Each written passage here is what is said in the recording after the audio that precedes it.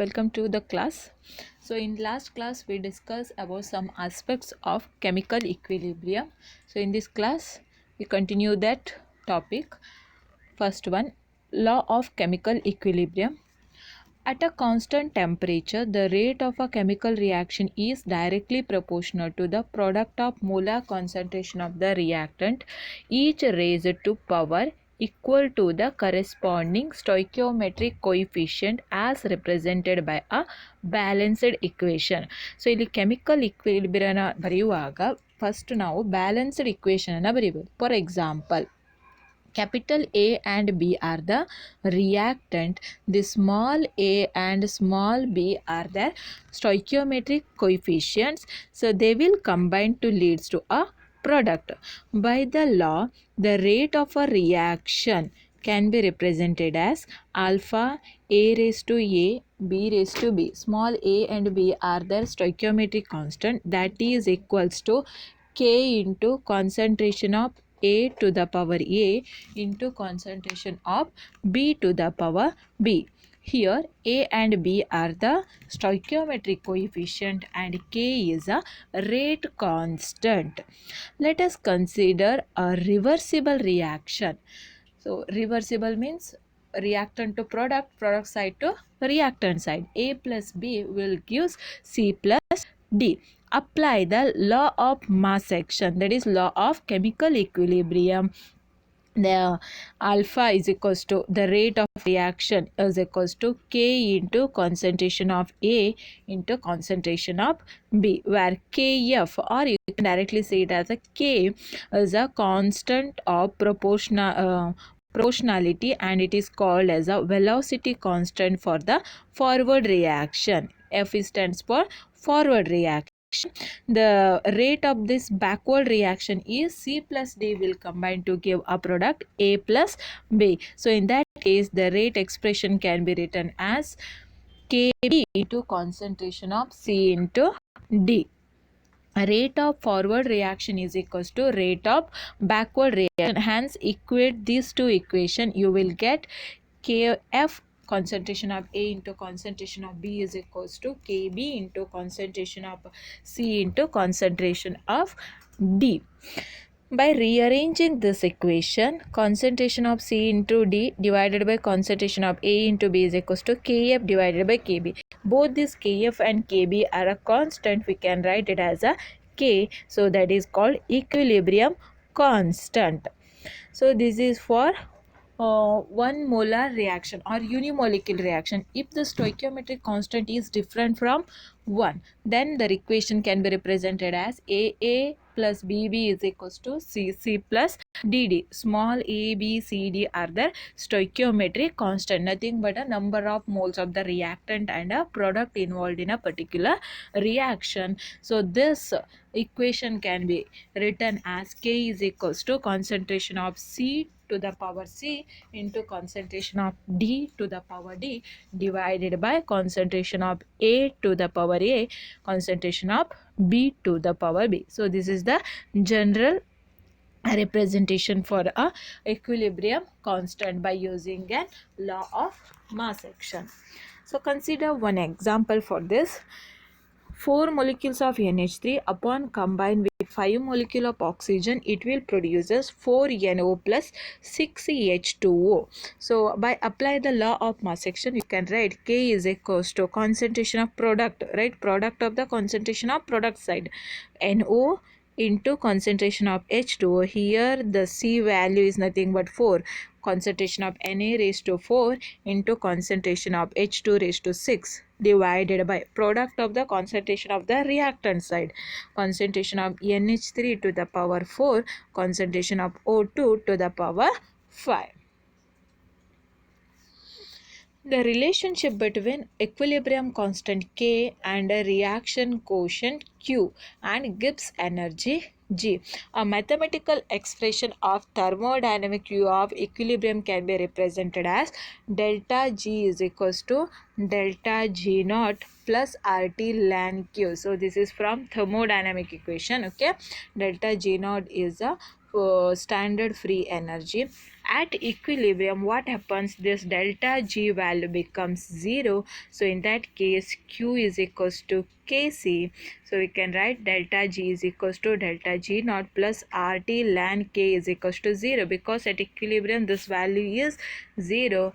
So we can write delta G naught is equals to minus RT ln K, or ln K is equals to minus delta G naught divided by RT. So this is the equation. Next, taking anti-log on both side.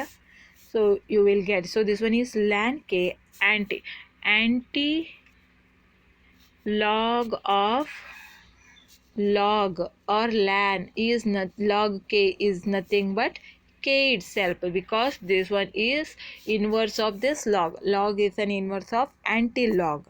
So ln K will changes to K, and this term is written as exponential to the power minus delta G naught divided by RT. So this one is a relationship between equilibrium coefficient, equilibrium constant K, reaction quotient Q, and a delta G. The K is equals to e raised to minus delta G naught divided by RT. Very important reaction, this one. Next, factor affecting equilibrium. Le-Chatelier principle. If a system under equilibrium is subjected to a change in a temperature, pressure, or a concentration, then an equilibrium shifts in such a manner as to reduce or to contract the effect of change. Effect of change of concentration. When the concentration of any of the reactant or product is in a reaction at equilibrium is changed, the composition of the equilibrium changes so as to minimize the effect. And the concentration of the reactant or products in a equilibrium reaction is changed, its composition of the equilibrium also changes to minimize that effect. Next, effect of pressure change. If a number of moles of gaseous reactant and products are equal, there is no effect of pressure. When the total number of moles of gaseous reactant and total number of moles of the gaseous products are different, on increasing a pressure, the total number of moles per unit volume also increases. Thus, the equilibrium will shifts in a direction in which number of moles per unit volume will be less. If the total number of moles of the products are more than the total number of moles of the reactant, low pressure will favor forward reaction. Next one, effect of inert gas addition. If the volume is kept constant, there is no effect on a equilibrium after the addition of an inert gas. Reason behind this is addition of an inert gas at a constant volume does not change the partial pressure or the molar concentration of the particular reaction. The reaction quotient changes only if the added gas is involved in a reaction. Added gas reaction ಅಲ್ಲಿ involve ಆಗಿಲ್ಲ ಅಂತ ಹೇಳಿದ್ರೆ equilibrium ಅಲ್ಲಿ ಯಾವುದೇ adulteration ಇರೋದಿಲ್ಲ, concentration ಅಲ್ಲಿ ಯಾವುದೇ changes ಆಗೋದಿಲ್ಲ. Next, effect of temperature change. When the temperature of the system is changed, the equilibrium shifts on opposite direction in order to neutralize the effect of a change. In exothermic reaction, low temperature favors the forward reaction. The temperature also alters the equilibrium of a reaction. If we consider N2 plus 3H2 will give 2 molecules of NH3. So in that case, the delta H value is exothermic reaction minus 92.38 kilojoule per mole, but practically very low temperature slows down the reaction, and thus a catalyst is used. In case of an endothermic reaction, the increase in a temperature will shift the equilibrium in the direction of a endothermic reaction. Next is effect of a catalyst. The catalyst has no effect on the equilibrium composition of the reaction mixture, since the catalyst increase the speed of both the forward as well as the backward reaction to the same extent in a reversible reaction. So catalyst ಯಾವುದೇ ಅಲ್ಟ್ರೇಷನನ್ನು ಮಾಡೋದಿಲ್ಲ, ಯಾಕಂದರೆ catalyst ಡೈರೆಕ್ಟಾಗಿ ರಿಯಾಕ್ಷನಲ್ಲಿ involve ಆಗೋದಿಲ್ಲ. It will alter the rate of the reactions only. Next, ionic equilibrium in a solution. Electrolytes, the substance which conduct electricity in their aqueous solutions, are nothing but an electrolytes. Electrolytes means the substances which conduct electricity in a aqueous solution. So in electrolytes we classified that electrolytes into two types, that is strong electrolytes and a weak electrolytes. Strong electrolytes means which dissociate completely into ions, whereas weak electrolytes means the partial dissociation of an solution or a dissolved in a water. The electrolytes which dissociate partially is nothing but weak electrolyte, which dissociate completely is nothing but a strong electrolyte. Ionic equilibrium, the equilibrium found between the ions under and unionized substances is called ionic equilibrium. Equilibrium between ions and unionized substances is nothing but ionic equilibrium. So here is an example: CH3COOH, acetic acid upon reacted with the water, so it will give CH3CO minus plus H3O plus. So this is an example for ionic equilibrium, means the equilibrium found between the ions and unionized substances. Next concepts, acids and bases. Acids are the substances which turn blue litmus paper to red and liberates dihydrogen on heating with some metals. Acids ಅಂದರೆ usually ನಿಮ್ಮ ಹತ್ರ blue litmus paper ಇತ್ತು ಅಂದರೆ ಒಂದು drop of acid ಹಾಕಿದ ತಕ್ಷಣ ಅದು red ಆಗಿ ಕನ್ವರ್ಟ್ ಆಗಬೇಕು ಮತ್ತು liberates hydrogen. So that type of compound are a solution is nothing but acids. Bases are the substance which turn red litmus paper to blue. Red litmus ಪೇಪರನ್ನು blue ಆಗಿ, so bases ಅಂದರೆ red litmus paper blue ಆಗಿ turn ಆಗಬೇಕು and it is bitter in taste. Example NaOH, KOH, Na2CO3. These are all bases. Next, Arrhenius concepts of acids and bases. So Arrhenius concept ಪ್ರಕಾರ acid ಮತ್ತು bases ಅನ್ನು explain ಮಾಡ್ತಾರೆ. According to Arrhenius theory, acids are the substances that dissociates in water to give a hydrogen ion H plus. So ಅರೇನಿಯಸ್ ಪ್ರಕಾರ acid ಆಗಬೇಕು ಅಂತ ಹೇಳಿದ್ರೆ ಅದು ವಾಟರಲ್ಲಿ dissociate ಆಗಬೇಕು ಮತ್ತು H ಪ್ಲಸ್ ಐಯನ್ಸನ್ನು ಪ್ರೊಡ್ಯೂಸ್ ಮಾಡಬೇಕು. So here is an example: if you consider HX that dissociate, so it will form H plus and X minus. Aqueous is nothing but a water media. Or HX upon reacted with the water molecule, it will produces H3O plus and X minus. According to Arrhenius concepts, acids are the substances which dissociates in water to give a H science. ಅಂಥವನ್ನು ಮಾತ್ರ ಅವನು acids ಅಂತ ಕರೀತಾನೆ. Next, bases are the substances that produces OH minus after dissociation in water. So ಯಾವುದೋ ಒಂದು compound ಇದೆ, ವಾಟರಲ್ಲಿ dissociate ಆದವಾಗ ಅದು OH ಮೈನಸನ್ನು produce ಮಾಡ್ತಿದೆ ಅಂತ ಹೇಳಿದ್ರೆ ಅದನ್ನು ಬೇಸ್ ಅಂತ ಕರೀತಾರೆ. ಆ್ಯಸಿಡ್ ಆಗಬೇಕಂದ್ರೆ H plus ions or H3O plus ions ಇರಬೇಕು. ಬೇಸ್ ಆಗಬೇಕು ಅಂತ ಹೇಳಿದ್ರೆ OH ಮೈನಸ್ ಐಯನ್ಸ್ ಇರಬೇಕು. But this concepts has some drawbacks. According to the Arrhenius concept, an acid gives H plus ions in water, but the H plus ions does not exist independently because it's a very small size and intense electric effect.